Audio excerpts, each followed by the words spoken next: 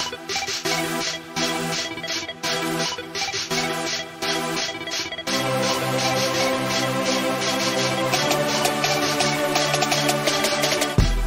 c'est Florent et bienvenue sur le podcast des nouveaux rentiers. Aujourd'hui, on va voir pourquoi investir dans l'or. En fait, dans une optique de diversification, je pense qu'il peut être vraiment intéressant d'investir dans l'or. Souvent, les personnes que j'accompagne d'ailleurs à booster leur patrimoine, elles n'ont pas d'or en portefeuille. Vraiment 90-95% d'entre eux n'ont pas d'or en portefeuille. Et c'est bien dommage. Et je pense que du coup, c'est probablement aussi ton cas si tu écoutes ce podcast. Alors pourquoi investir dans l'or? Si tu as peur en fait des crises financières ou des crises politiques, l'or va pouvoir te servir en fait de valeur refuge. Par exemple, ce début d'année, en fait, les actions baissent parce que les bilans des sociétés fin 2021 n'étaient pas au top. Les obligations baissent parce que on a décidé de remonter les taux. Et où est-ce que tu penses que du coup les institutionnels de la finance vont mettre leur argent pour spéculer? Eh bien oui, il y a les matières premières et notamment l'or. Ça a été aussi renforcé par forcément ce climat un peu de guerre où les gens dans ces cas-là se réfugient vraiment sur des valeurs refuges. Et on le constate aussi au quotidien, il y a tous les prix des matières premières qui s'envolent. Donc pour moi, une stratégie sans matière première, c'est un peu comme Batman sans Joker, Sherlock Holmes sans Watson, Harry sans Hermione. Voilà, ça sonne creux et notre patrimoine nous le fera vraiment payer sur le long terme.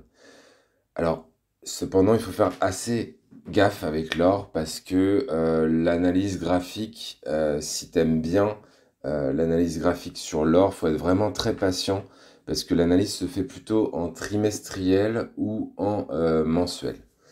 Euh, de préférence même trimestriel. Donc il faut pas être trop pressé avec l'or. Les mouvements ils mettent vraiment du temps à se mettre en place. Par exemple, l'or a beaucoup monté entre 2001 et 2011. Il y a eu plus 631% en 10 ans. Donc ça fait quand même une belle somme. Oui, sauf qu'après, en fait, ce qui s'est passé, c'est que l'or a fait que baisser entre 2012 et 2016. Et du coup, a perdu en fait moins 43% sur cette plage de temps, en 4 ans.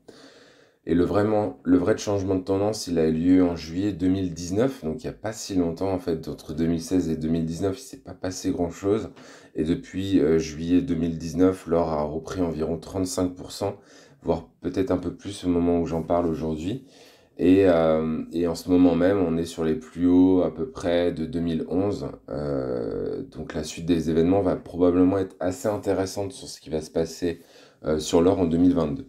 Donc si tu as bien suivi, c'est pas évident sans les graphiques, hein, mais si tu as bien suivi, tu as aussi compris que quelqu'un qui rentre sur le marché en 2011, il vient seulement en fait de récupérer son prix d'achat 10 ans après. Donc ça, c'est le problème, c'est que si on fait all-in toujours un instant T, on s'expose à beaucoup de risques parce que si le marché a décidé d'aller contre la tendance, et on peut mettre comme un investisseur qui rentrait sur l'or en 2011 10 ans pour récupérer ne serait-ce que son investissement.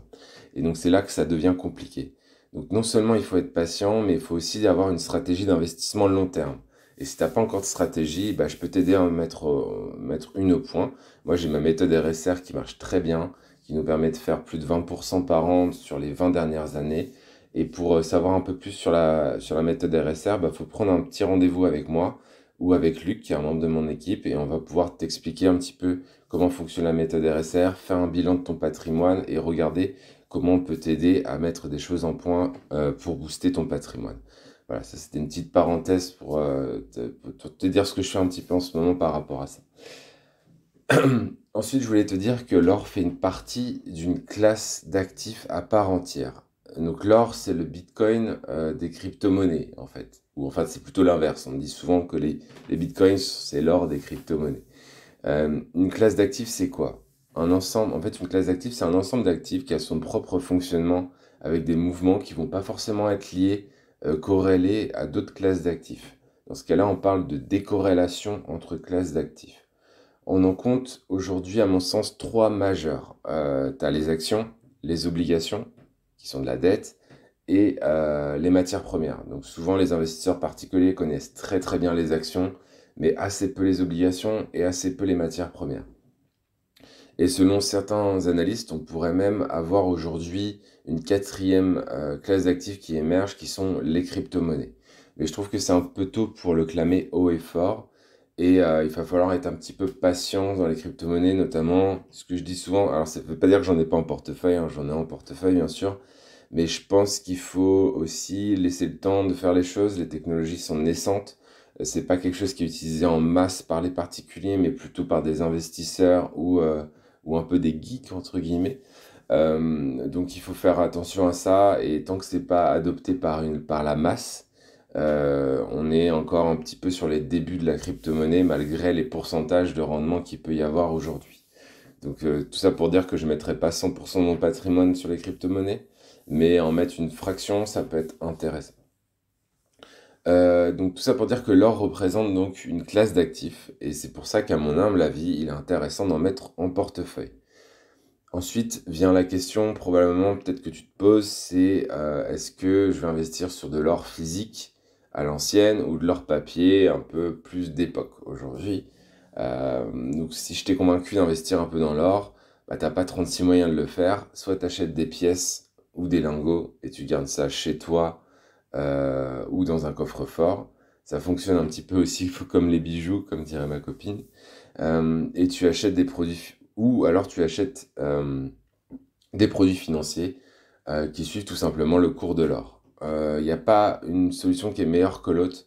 Je pense que chacune a ses avantages et ses inconvénients. Personnellement, je préfère l'or papier parce que je trouve que c'est plus facile à gérer. Je me vois pas stocker de l'or, que ce soit chez moi ou faire des allers-retours dans un coffre-fort, signer des certificats, etc. Je trouve ça trop contraignant par rapport à l'avantage que ça me donne. Et pour leur papier, en fait, on a ce qu'on appelle des ETC. Donc, c'est comme des ETF, si tu connais. Les ETF, c'est des Exchange Traded Funds. Donc, c'est des supports qui vont permettre soit de suivre des classes, des secteurs d'activité, des pays, des indices. Et pour les matières premières, il y a ce qu'on appelle des ETC. Donc, c'est des Exchange Traded Commodities. Euh, et personnellement, j'ai choisi ça, j'ai choisi l'ETC. Il y en a un notamment qui s'appelle PHAU, de son petit nom, son ticker, ou son grand nom, c'est Wisdom Tree Physical Gold Individual Securities ETC. Donc je te laisserai chercher ça sur Internet, ça va peut-être te permettre de te renseigner sur ce que c'est un ETC, etc. Et de pouvoir potentiellement investir sur l'or si tu as envie. Comme je l'ai dit plus haut, précédemment, l'or fait partie d'une stratégie globale. Ça me permet d'obtenir un rendement autour de 20% par an depuis maintenant plusieurs années, et c'est vraiment intégré dans une stratégie globale.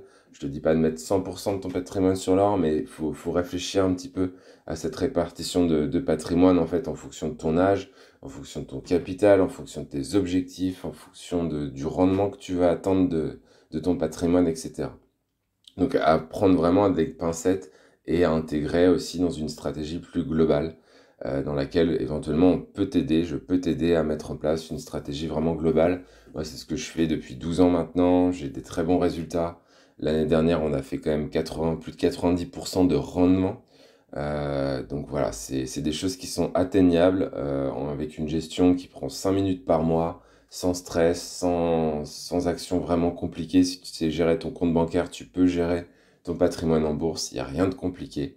Donc voilà, donc si tu veux nous rejoindre, bah, tu prends rendez-vous. Et j'espère en tout cas que ce podcast t'a aidé à prendre conscience qu'il y avait aussi la classe d'actifs matières premières qu'il faut activer dans ton patrimoine si tu l'as pas encore fait. Comme je te le disais plus haut, c'est vraiment pas le cas. Donc 90-95% des gens que j'accompagne aujourd'hui n'ont pas d'or en portefeuille. C'est bien dommage. Donc c'est pour ça que je voulais faire ce podcast aujourd'hui. Donc voilà, j'espère que ça t'a apporté des éléments sur l'or, comment investir sur l'or, pourquoi investir sur l'or. En tout cas, c'était l'objectif aujourd'hui. Si tu es satisfait du podcast, n'hésite pas à mettre une note, quelle que soit la plateforme sur laquelle tu es, à mettre un petit commentaire et à t'abonner au podcast des Nouveaux Rentiers. Il y aura plein de nouveautés qui sont prévues sur 2022. Et voilà, je te dis à bientôt et bonne journée. Ciao, ciao, ciao.